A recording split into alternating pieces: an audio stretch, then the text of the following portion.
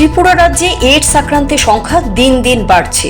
সারা দেশের মধ্যে প্রায় প্রথম সারিতে উঠে এসেছে সংক্রমণের দিক থেকে। এই খবর প্রকাশ্যে আসার পর হইচই পড়ে যায়। তা নিয়ে ত্রিপুরা হাইকোর্টের প্রধান বিচারপতির ডিভিশন বেঞ্চ রাজ্য সরকারকে চিঠি দিলেন। বেঞ্চ নির্দেশ দেয় আগামী 2 সপ্তাহের মধ্যে জবাব দেওয়ার জন্য কেন এই এইডস আক্রান্তের সংখ্যা বাড়ছে। এ বিষয় নিয়ে সাংবাদিকদের মুখোমুখি হয়ে প্রতিক্রিয়া ব্যক্ত করলেন উচ্চ আদালতের আইনজীবী কোহিনুর নারায়ণ ভট্টাচার্য। কেন কি বিষয়ে রায়টা দেওয়া হচ্ছে? বেসিক্যালি কেসটা আজকে হয় আমাদের মাননীয় বিচারপতি অমরনাথ গোড় ওনার একটা চিঠির বেসিসে উনি একটা চিঠি দেন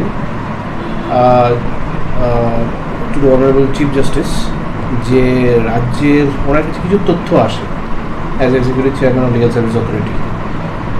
তথ্য আসে যে রাজ্যের যে এইডসের সংক্রমণ ছাত্রছাত্রীদের মধ্যে স্পেশালি খুব অ্যালার্মিং রেটে বেড়ে গেছে এবং ডেথ সেটাও খুব অ্যালার্মিং রেটে বেড়েছে।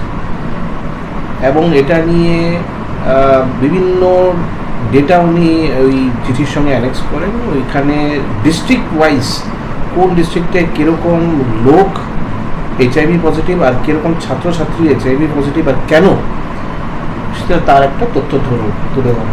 সেই চিঠির বেসিসে আমাদের সরকারকে একটা অগ্রিম নোটিশ দেওয়া হয়, তথ্য দেওয়া হয় ইনফ্যাক্ট, এবং ফিক্স করা হয় আজকে কেসটা।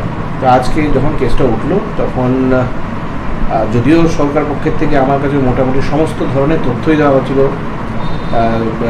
স্টেট এইচআইভি সোসাইটির থেকে, এবং কি পদক্ষেপ নিয়েছে সরকার, কিভাবে করছেন, এবং এই সমস্ত নিয়ে আমি রেডি ছিলাম।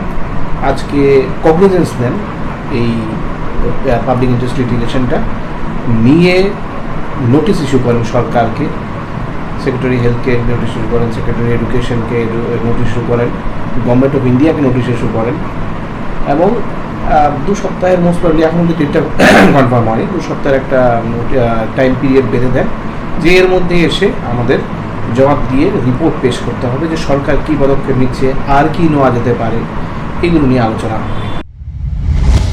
CRI TV, channel for news and entertainment.